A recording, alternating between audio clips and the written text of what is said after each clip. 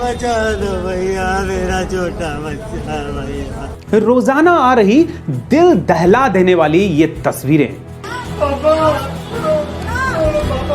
अस्पताल पहुंचकर भी बिना इलाज के मारे जा रहे हैं मरीज।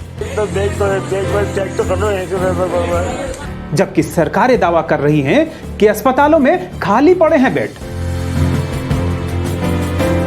प्राइवेट हॉस्पिटल्स किस तरह कर रहे हैं मरीजों की मनमानी लूट। ऐसे में कोरोना हो जाए तो कहां जाएं और कैसे खुद को बचाएं। ये तस्वीरें जो आप देख रहे हैं ये दिल्ली और मुंबई जैसे महानगरों की हैं। यहां अस्पतालों के दरवाजे तक पहुंचकर मरीजों के परिवार वाले सिर्फ इतनी गुहार लगा रहे हैं कि किसी तरह उनका इलाज शुरू कर दिया जाए। सुप्रीम कोर्ट तक ने कहा कि कोरोना के मरीजों के साथ जानवरों से भी बुरा बर्ताव हो रहा है। ऐसे में सॉलिड बात में आज हम चर्चा करेंगे कि क्या करें सरकारें और क्या करें हम और आप।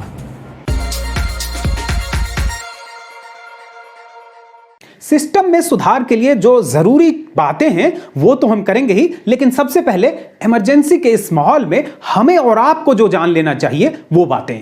कोरोना की पॉजिटिव रिपोर्ट आते ही हमें सीधे हॉस्पिटल का रुख नहीं कर लेना चाहिए।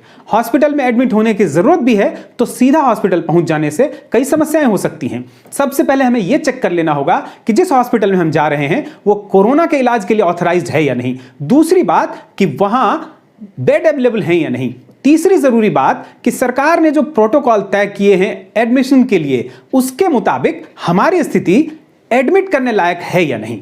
जिन मरीजों को बहुत ज्यादा समस्या नहीं है उनके घर पर ही इलाज करने के लिए सरकार ने प्रोटोकॉल तो तय कर दिया है, लेकिन यह भी जान लीजिए कि यह बहुत आसान नहीं है। इस दौरान कई चुनौतियां आपके सामने आएंगी। सबसे पहला तो यह कि मरीज का आपको खुद ध्यान रखना पड़ेगा। दूसरा, परिवार के दूसरे लोगों को इन्फेक्शन न हो जाए इसका ध्यान रखना होगा। तीसरी बात, मरीज के जल्दी स्वस्थ होने के लिए आपको कई कदम उठाने पड़ेंगे। चौथी महत्वपूर्ण बात यह कि आपको अपने आस पड़ोस और मोहल्ले वालों को भी संवेदनशील बनाना होगा। यह मत भूलिए कि हमारे ही देश में कई ऐसे मामले हुए हैं जहां अस्पताल में इलाज करके लौट रहे लोगों को, डॉक्टरों को, उनके पड़ोस वालों ने परेशान किया है। मरीजों की तादाद बढ़ने के बाद प्राइवेट हॉस्पिटल्स की लूट भी कम नहीं हो रही। कुछ हॉस्पिटल्स ही इसका इलाज कर रहे हैं। जो कर रहे हैं उनमें से कई ऐसे हैं जो पर डे सिर्फ बेड चार्ज 25,000 से 80,000 रुपए तक का ले रहे हैं। कई मरीजों को इलाज के लिए एडमिट करने से पहले ही 5 से 10 लाख रुपए की मोटी रकम जमा कर देने के लिए कहा जा रहा है। ऐसे में कई जगहों पर लोग अपने घरों में ही कॉम्प्लिकेटेड केसेस का भी इलाज करने का इंतजाम शुरू कर रहे हैं। मौजूदा स्थिति को देखते हुए medical home care service provide करने वाली एजेंसियों के अलावा कई बड़े हॉस्पिटल्स भी ऐसे बंदोबस्त घरों पर करना शुरू कर चुके हैं। लोगों ने भी अपार्टमेंट में या सोसाइटीज में आपस में मिलकर ऑक्सीजन सिलेंडर, ऑक्सीमीटर और यहां तक कि वेंटिलेटर का भी इंतजाम करना शुरू कर दिया है। ऐसे में आप लोग भी अगर अपनी कम्युनिटी के लेवल पर जो कम्युनिटी हॉल हो या धर्मशालाएं हों, इनमें ऐसी व्यवस्थाएं जहां तक हो सके प्रशासन के साथ मिलकर अभी से करना शुरू कर सकते हैं। लेकिन यह इंतजाम करते समय 5 बातों का गंभीरता से ध्यान रखें।